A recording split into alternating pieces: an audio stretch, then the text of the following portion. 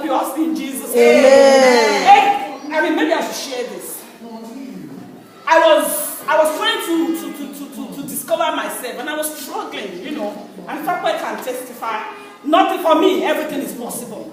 And I would just think I would look poverty in the face and all those problems and say, oh, you become a thing of the past. Amen. You know, and then when I was working in an office in Nigeria, and this guy from a very lovely home, very blessed, handsome guy. You know, the mom used to come abroad. You know, when you see those women that comes abroad, I'll never forget his name. It's called Rotimi Adishina. And we were talking, and he spoke to me in the office. And he said, Moyo, you know, you are my kind of girl. You know, because this is me, very sociable, very, you know, I'm fun to be with. And he said, you are my kind of girl, you know. But Moyo, there's no point asking you out because I don't want to hurt you. I said, no, you don't tell me why. He said, because you are from a broken home. He told me. He said, bad history has a way of repeating itself. He said, because you are from a broken home. He told me, at least he was honest. At least he has not slept with me. Because some people, we know that they don't have anything for you. They still be sleeping with you. He said, I would have loved to marry you. You are just my kind of girl. But I can't. Because you are from a broken. How painful do you think that can be? Praise the Lord. And don't get out. Somebody says, you know, but you see, and that's it. Some of us, the kind of training that we give our children, maybe the mom has been saying it to him, and he believes that. But thank God for Jesus, who doesn't mind a child from a broken home. Amen. Thank God for Jesus. Thank you, Lord. Who doesn't mind a child that was rejected. Thank God for Jesus, who doesn't mind the child that didn't have a good health. Because Amen. you can turn all those things Around for good. Yes, Lord. Praise the Lord. Hallelujah. Another thing that we can learn from the woman called Esther is that she was contented with what she asked. You know, when they got into the king's palace and they were giving them something to dress up with and everything to get ready to go and meet the king, the Bible records that she only used everything that the man gave to her. She didn't ask for more. A very contented girl. She has grown up to realize that I don't have a mother, I don't have a father, but I've got an uncle. Praise the Lord. Hallelujah. So she was very, very contented. She was okay with what she was giving only. Women of God, we've got to be contented. That's right. In my 40 years of life, and with all that I've been through, I've come to realize that there will be people that will be better than you. There will be people that will be richer than you. There will be people that will be more beautiful than you. There will be people that will be more fluent than you. There will be people that will be more anointed than you. There will be people that will be more blessed even in marriages than you. Please do not compare. The Bible says comparing themselves to themselves, they are not wise. Only foolish people compare.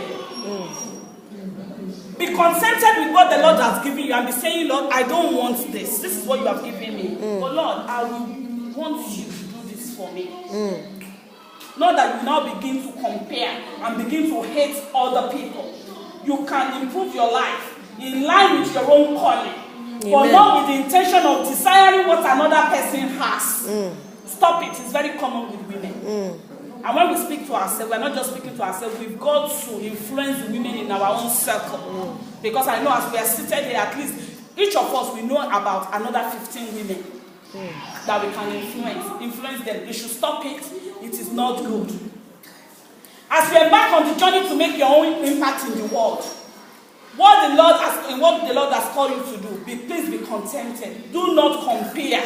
Let the Lord lead and direct your own path. Amen. It's enough. It's the all-sufficient God. Is he all sufficient for me? Is he all sufficient for you? Amen. There is no comparison in the things of the kingdom. Praise the Lord. Amen. Another thing about Esther, number 3, is that she was humble. Her humility shows with the way she behaved in the palace. She expressed home training. Some of us, we have great background, but we are messed up inside. Praise the Lord. Hallelujah. There was a time in my life that you look at me, just looking at me and thinking you are judging me, you are imagining. Thank God for healing by the blood of Jesus. Amen. Because you begin to think, oh, they already know. But now, nothing is wrong with you. You are just with what you are. Because sometimes when we are messed up inside, we turn it to pride. It is fake. Because we are trying to cover up. When you know you are messed up, ask for divine healing. He healed me. Emotional healing. God can heal you. Praise the Lord. Hallelujah. You know, I pray that God will come with healing in His wings in Jesus' name. Amen. You know, and we need to get that deliverance because the Bible says that God resists the proud. God doesn't like proud people. That's right. He doesn't like them. You know, and Esther knew that it was an assignment. No matter what you are, who you are, whatever you get, no, they are aware that it's an assignment. It's not because of you. God gave it to you because it's an assignment. There's no need for pride if it's an assignment. Your soul, the fact that we are still alive is an assignment. The Bible said that God gives the grace to the humble and He resists the proud. Praise the Lord. Hallelujah. Another thing, number 4, is that she was obedient to Mordecai, even when he does not really have any control over her again. You know, at that time she was already the queen. Mordecai doesn't have a say. In fact, when Mordecai comes, go and read the Bible, he stays at the gates. That's right. And he will now be sending people to Esther. So Esther said, I can't go into the king to go and deliver the Jews because it's not my time. The king will kill me. Mordecai said, if you don't go, I'm sure you are in the palace for a time like this. You don't go. I know the king will kill the Jews. Remember, you are a Jew as well. You will get killed as well. So she was humble. And you know, she was actually, as I was reading, the Holy Spirit gave me understanding that what Esther did was what Jesus did. The Bible says that Jesus was obedient unto death. When Esther entered, assuming the king did not raise up the scepter, she would have been killed.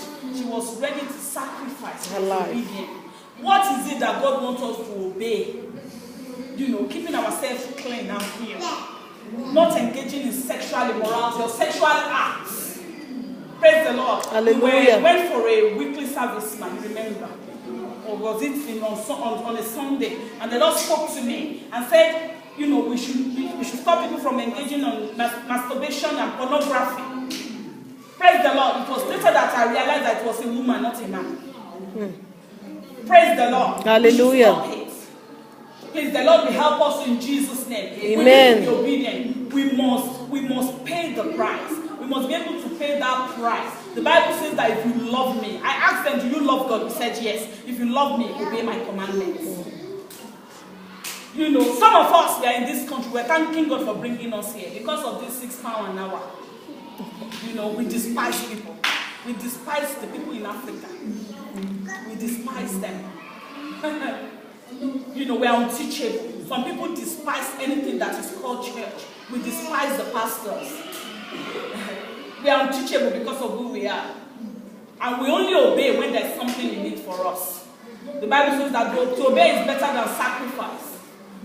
Do you know, the kingdom was taken away from Saul because he did not obey the man of God. We are wired for maximum impact. I know that. But if we want to go it alone, we want to do it alone without God, it's not going to happen. That means we are on another route entirely. Watch it. When that rich man said, I'm very rich now, I've got no problem, God said, your soul is required of you today. The Lord will help us in Jesus' name. Amen. Another thing about Esther, she was an intercessor. She was a prayer warrior. She knows how to ask for prayers. Women, don't be proud. You need prayers. If you surround yourself with good people, you can ask for prayers. Esther regards spiritual stuff. She must have been doing it before anyway. Because immediately she decided to go into the king. She said, go and tell the Jews to fast for me. Praise the Lord. Hallelujah. She requested for fasting throughout the land. Prayer, fasting, worship, Bible study. They are real stuff for real women. Amen. Just so that's the real thing for real women. You see a woman that is making impact. You see a woman, sometimes they call me in class. Let us do presentation. Ha! And then I would quickly go into the class. They must listen. I've shared before how I took pounded yam. They said, come and talk about your article. I took pounded yam. And I began to walk up and down the stage. And the professors, they stood up, they were clapping. Praise the Lord. Hallelujah. It is because we have knelt down in the secret corner of our room. It is not about what we do in public. It's good that we are here. But what you do on your own. Jesus said to the disciples, this time we not live except by prayer and fasting. The Lord will help us in Jesus' name. Amen. Of course, the only time we have devotion is in church, in choir group, or when we want to take our children to bed. You need your own quality time with your Maker. You pray with your husband, you pray with the people of God, with your family. You need your own quiet time. Express your love to Him. He's the lover of your soul. And as women, you know we are loving people. We can love. Let's express it to the Lord. When we express it, God has a way of meeting us. Amen. When we worship and praise Him, and pray and study and apply the word, we bring the kingdom of God down. Amen. Into our lives and our situations.